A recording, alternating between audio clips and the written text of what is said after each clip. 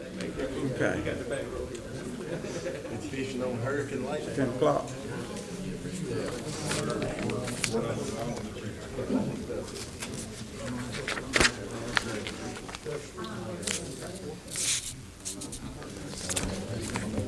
Good morning. My name is Tony Burnett with the Tennessee Highway Safety Office, Law Enforcement Liaison for the Middle Tennessee region. We want to welcome you here this morning, members of the media and other distinguished and important guests this morning. We're honored to have everyone here today for our annual Hands Across the Border checkpoint between Tennessee and Alabama. We are also honored to name this the Landon Taylor Memorial Checkpoint. Some of our most honored guests are his parents and other family that are here with us today, among his siblings and friends. Today is also the beginning of the Drive Sober or Get Pulled Over campaign that starts today and goes through September 5th. Today, we have a lot of different uniforms represented here. There are a lot of different looking patrol cars out in the parking lot. There are municipalities and jurisdictions from all over Middle Tennessee and Alabama. And though we all may look different, we may drive different vehicles, we may not all look alike, but one thing's for certain, we all have a common goal, and that is a combined effort to see to it that the highways in Alabama and Tennessee are safe as we go through the next few weeks and the holiday weekend. This year already in the state of Tennessee, 621 people have lost their lives on Tennessee roadways. Each one of them is too many. That's why the message you'll hear today is so vitally important. There's not one life that does not have a story, that does not have a family, that does not have a purpose in this life. And far too many times that's cut short. Tonight, these jurisdictions will join hand and combine efforts here at the Tennessee-Alabama state line for a joint checkpoint with a twofold purpose in mind. First, this family has graciously agreed for us to use Landon Taylor's life, his memory, and his accident to empower a message that says no one is exempt from the dangers that await us on the roadways. Second of all is to protect motorists from dangers that come from the irresponsibility of others who choose to drive with disregard for other motorists, whether it be by speeding, driving impaired, distracted, or any traffic violation that implies a willful disregard for other people. One of the greatest tools we have to protect us is our seatbelt. Though Tennessee has seen an increase in the number of people who choose to buckle up, we still see over 1/3 of our fatalities not wearing their seatbelt. We have many today that will speak and share with you their message for today and for the upcoming weeks. All of them are full of purpose and meaning. They mean what they say and intend to make every effort to keep their jurisdiction safe. The message you're about to hear brings with it the pain of loss, the grief that no one ever wants to face. The family of Landon Taylor would love to rewind, but they know that can't be done.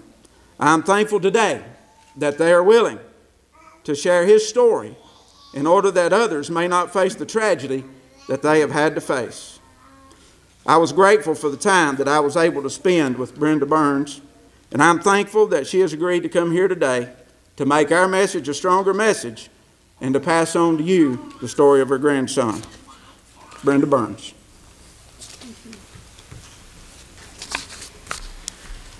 My name is Brenda Burns. I'm one of Landon Taylor's grandmothers, better known as Nana Brenda. I'm a nurse for the Lincoln County Sheriff's Department and have been there for 20 years. I've been employed at Lincoln Medical Center for 30. I want to thank all of you today, and I want to thank the law enforcement partners for having me here to speak on Landon's behalf and for the family's behalf. I'm here today to talk about my grandson, Landon Taylor. Landon loved football. Landon was number 54 and played for the Lincoln County Falcons in Fayetteville, Tennessee. He was devoted to practice, and he was devoted to the game. I don't think he even missed a practice. Landon enjoyed farming and seemed to know a little bit about every piece of equipment that he operated. Landon spent his summer farming and seemed to enjoy that, and that's what his career would be. Landon loved hunting most. He hunted every season that there was and seemed to master all of them. The last hunting sport that he was in was coon hunting with a group of teenagers that called themselves the Bubba Squad. And I do think they had 2 little girls that was a participant also. He called it the Bubba Squad for a special reason. I don't know why, but maybe somebody will come out and explain this organization of these little coon hunters. Landon enjoyed archery. He was a member with the ASA Archery Shooter Association and was a shooter for the LC3D Archery, which belonged to his dad, Edwin. Landon done well and achieved in every single sport he participated in. Landon loved all of his friends and took each person's feelings to heart. Everyone in Landon's eyes deserved a second chance. No matter what they did wrong, they deserved a second chance.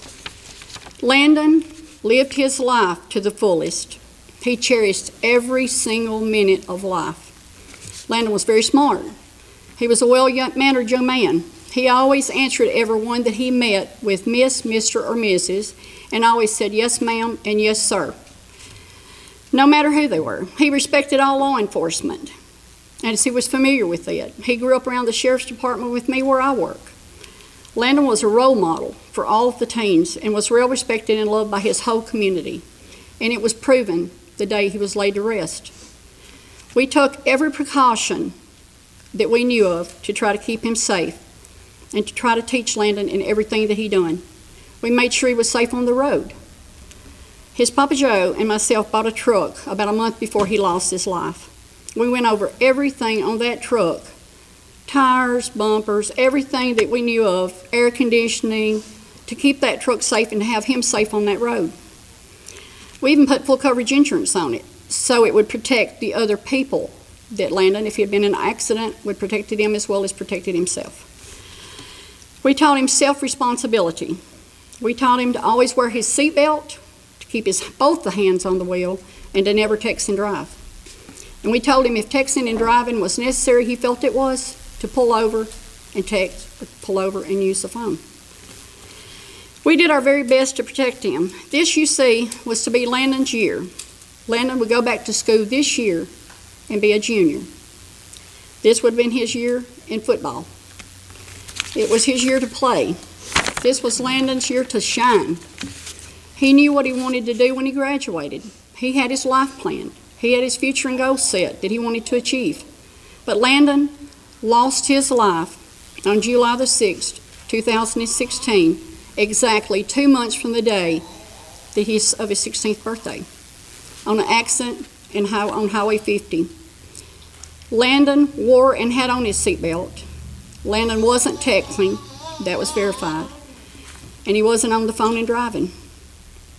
But somehow Landon got distracted. You see, teens aren't invisible. I want everybody to know that.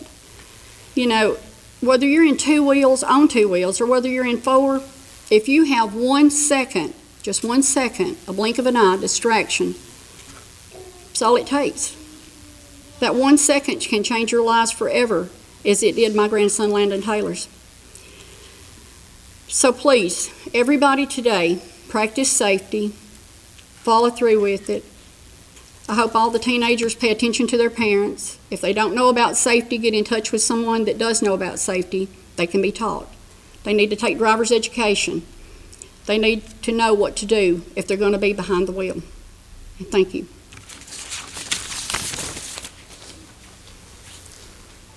Thank you so much, Brenda. The Tennessee Highway Safety Office can't accomplish their goals without people like Brenda coming forward and telling their story. As sad, as hurtful as it might be, sometimes that is the energy that what we are trying to say needs to get to those that need to hear it. We cannot do at the Tennessee Highway Safety Office what needs to be done without partnerships. Lincoln County is a special partner to me. I love Fayetteville and I love Lincoln County. And one reason I do is because of their leadership in their sheriff's department. And at this time, it's so good to have Mary Blackwelder to come and speak and share it with us. Good morning. As Brenda said, anytime anyone loses a life, it touches someone. In this case, it touched our department in a huge way, because Brenda has been such a big part of the Lincoln County Sheriff's Department. But that doesn't mean that every life we lose doesn't touch someone, and that's the objective. As you can see, we've got Alabama and Tennessee. People think that that imaginary line makes a difference. It don't to us. And that's the point we want to prove, is we have a partnership. We have an alliance. We work together very well, and it's our objective to see to it that this area is as safe as we can possibly make it. The highway safety officers on both sides of the line have worked hard to coordinate this. They've worked hard to make sure that we have the tools and the equipment necessary to do what we want to do to try and save lives. There's nothing any more gut-wrenching than having to notify someone of a death due to an accident that could have been prevented. And that's what we want to do. That's all we want to do, is save these people's lives. I'd like to thank Tony Burnett and the press for the attention you paid to this, giving us the opportunity to get this message out, and all of these hard-working people behind us that go out there every day and try to take care of these situations and enforce these laws. Thank you. Thank you so much, Sheriff, for your words, and most of all for your leadership here in Lincoln County. It's good to have Alabama's participation. When I send the message out, I get replies. They're on board. We all have the same message, and that's the safety of our highways. Today, we're very honored to have THSO for the Alabama State Patrol here, Trooper Curtis Somerville. Thank you all.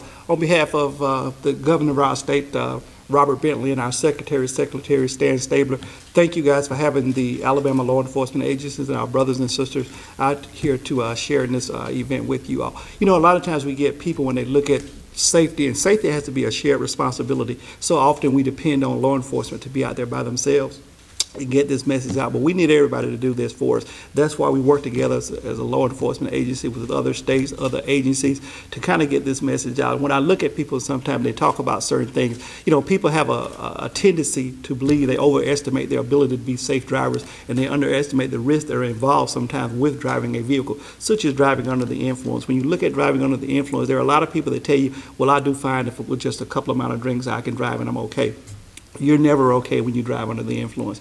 You're impaired. That's why we encourage people to go out and get you a designated driver. Now, when we say a designated driver, we certainly mean someone that has not been drinking. If you've had a drink, then you're not a designated driver. So we want to encourage people to be safe, get that designated driver. When you look at alcohol, guys, a vehicle is a machine, and it's a machine that can harm you, can actually kill you. And that machine in the hands of a person that is impaired becomes a deadly weapon. And at that point, you can actually hurt yourself as well as someone else. We have so many factors involved other than DUI. Of course, DUI, believe it or not, folks, is probably one of the most highly committed, arrestable crimes in the United States. The average person does it more than 80 times without being detected. And that's a lot when you think about it. That's a lot of people that are driving under the influence. Matter of fact, as we speak now, approximately 2% of the population right now as we speak are actually driving under the influence of alcohol. And it's the middle of the day, so it doesn't matter the time of day, the time of night that people would do this. Now, we look at texting and driving. That is a big issue for us, texting and driving. We want to encourage you. The best way I look at this, guys, if we're talking, we don't want to share that responsibility of causing a person to be harmed in a car crash. If you're talking to someone, and you know that person is behind the wheel driving, it is your responsibility to stop talking to that person. I always tell kids when I talk to high schoolers, just go cold turkey. Stop talking to that person and tell that person you'll call them later. Don't even text that person back and tell that person why you stopped texting them. Just stop texting them. You wouldn't want that text that they're reading to say why you stopped texting them. That may be the last text that they actually send out, so stop texting them. Seatbelt. Definitely encourage you to wear your seatbelts, guys. When a car is moving, whatever speed that car is going, if that car is going 50, that means your body is moving at 50 miles per hour. if that car were to strike a stationary object such as a tree or utility pole, well, that tree is not going anywhere. That car is going to come to a sudden stop, so you go from 50 to nothing within the blink of an eye. And this is what causes people to be killed in car crashes. So we certainly want to encourage you, as well as our teenagers, because these are the biggest groups that don't wear seatbelts. We want to certainly encourage them. Moms, tell your children, just as when it's cold outside, you encourage your children to put on a jacket. If it's raining, to put on rain gear. You have to encourage these children to put their seatbelts on when they get in the car. You have to be an example for them. So oftentimes I hear children say, well, my parents don't wear seatbelts. So if you're not wearing seatbelts, if you're texting and driving, your children are looking at you. So we definitely want to encourage you to put your seatbelts on and share this responsibility with us. As I said, this is a shared responsibility for us. Also, guys, we want everybody to be safe over the holiday. We want law enforcement. There are a lot of things going on in the world today. We watch television and we see so many things going on. We want to encourage law enforcement everywhere, whatever you're doing, to be safe out there, be encouraged. We also want to encourage law enforcement as well as everybody. And when I say everybody, I really mean everybody, to show some respect for each other.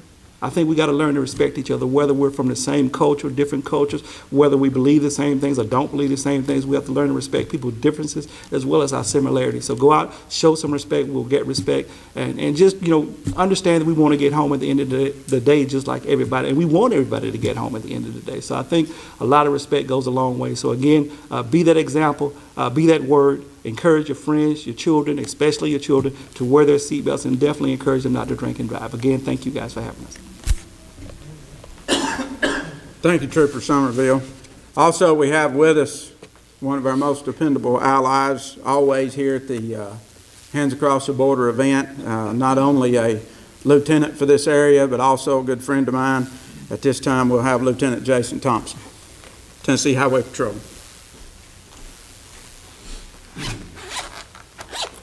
Good morning.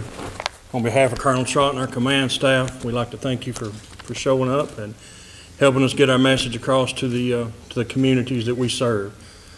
Real quick, I'm just going to touch a few things. One of the biggest things I hear from people is about buckling up, texting, driving, distracting. It's not going to happen to me. That can't happen to me. I'm going to tell you something, folks. This time last year, 626 people in the state of Tennessee didn't think it would happen to them, and it has. I hear I don't want to wear my seatbelt. It don't affect anybody but me. That's where you're the wrong too. I hear that a lot. It affects everyone around you. If 626 people get killed, and that affects 2 or 3 of the most important people in your life, you've already affected 1,878 people. It affects the EMS staff. It affects the police officers that have to work the crash, have to come and make the next of kin notifications. It affects a lot of people. The 3 things: choices, education, and then enforcement. Choices. We are given an opportunity to make choices every single day, whether it's to buckle up, whether it's to not answer that text, whether it's not to shove a hamburger or whatever, eating on the run, and whether it's not to put makeup on, get dressed going down the road. And I've seen all of these things happen. We have those choices. We have to make better choices, and that's where the education comes in. We have to educate people. We have to educate the public on what to do, how to drive, the things they need to be looking for. When you're in a vehicle, you have one thing. You have one thing to do. Not all those other things I said. The one thing you have to do is drive that vehicle safely. Everybody around you is affected. Your family's affected. You're affected. Enforcement. This is the thing that we take very seriously. Every one of them standing behind here. It don't make us jerks. It don't make us hard to get along with. We do it because we care.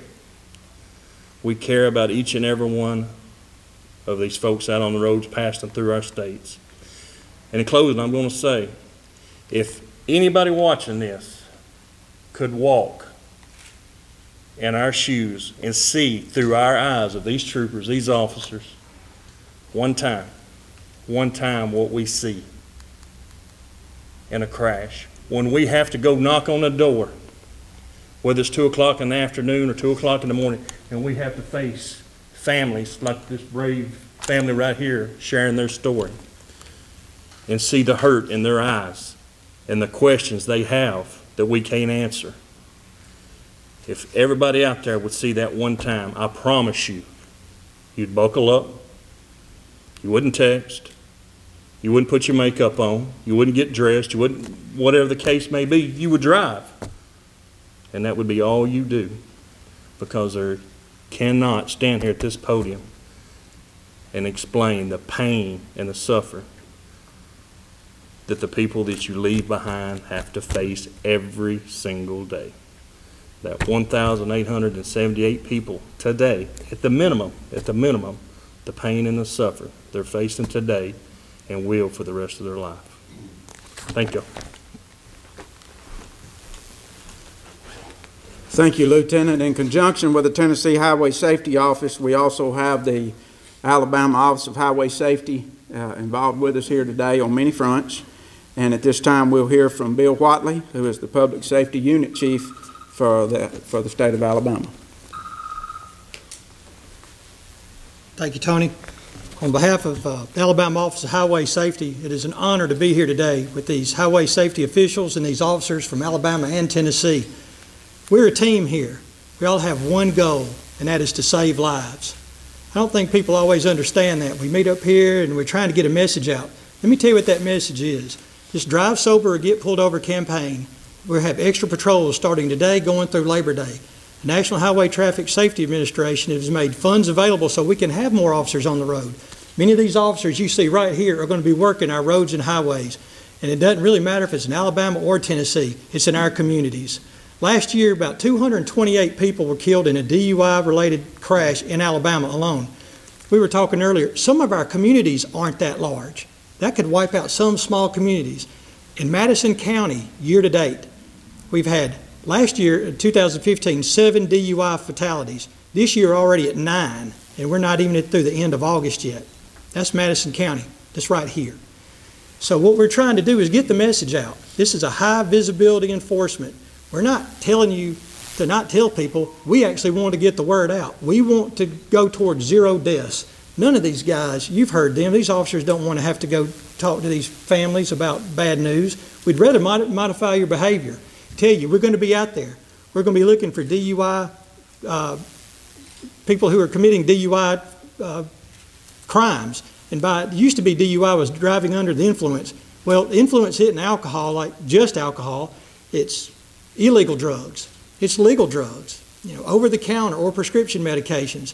Some of these troopers are what they call drug recognition experts. If you have no alcohol but you're impaired, they can tell, and it's admissible in court. They're trained. There are prosecutors up here who are trained to try those cases because they're all trying to save lives. They're not trying to get people. They're trying to keep these roads safe. We see stats every day. I'm a stat guy. I sit in a state office. I look at the stats.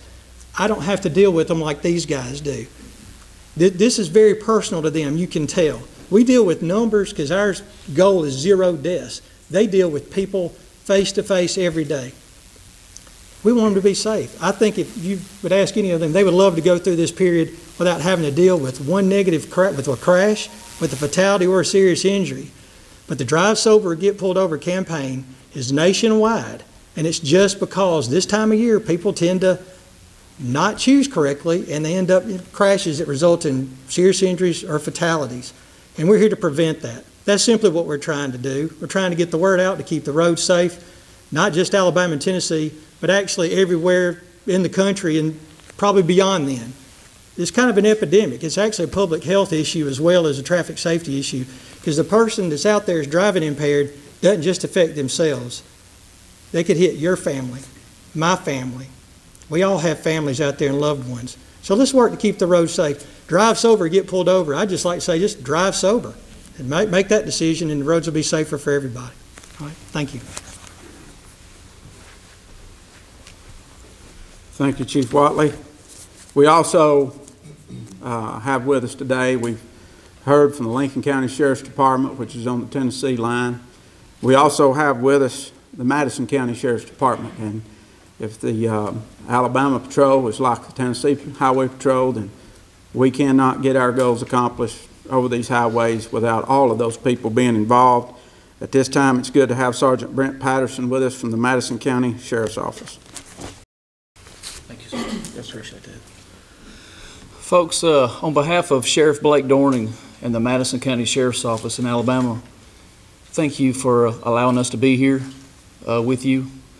This story you hear, we all just heard here on Landon, folks, is just one story. It's one person. It's one family. And, you know, as I was sitting here, and I can probably, these guys in uniform behind me can probably relate. When I heard this story, I thought of my own kids, that same age.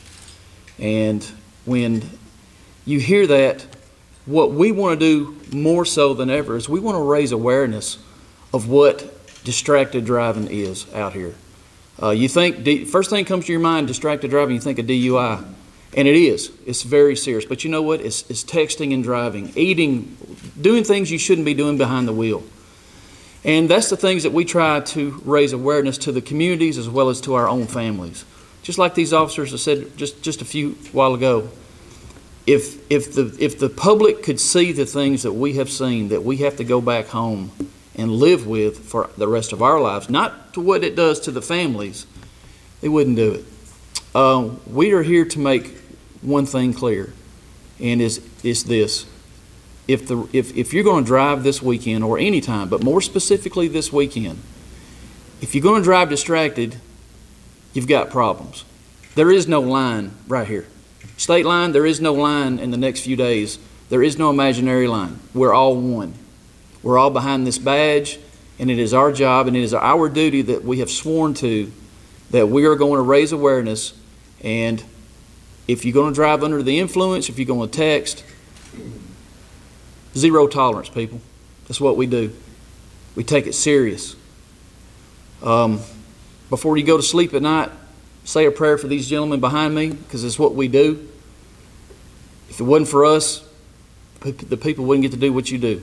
And thank you for being here, and we're going to work hard this weekend. Thank you. In conclusion, you have heard from a lot of different people today. Plans to make your travel safe. You've heard a message from a family that should speak volumes about the pain of losing a family member. If you choose to make unwise decisions, our purpose is to get to you before your irresponsibility gets to someone else. This campaign is not a goal to see how many tickets we can write, but to see how many lives we can save and injury accidents that we can prevent. There's one common goal that we all need to adopt through the holidays and every day. These Tennessee Highway Patrolmen have a button on their shirts called Zero. It is to remind them each and every day that their goal is to see zero fatalities on the highways. I ask you as an individual, you as families, you as parents, and motorists along the highways, make it your goal to always be at zero in your life, in your family, and in your community. Thank you. That concludes our press event.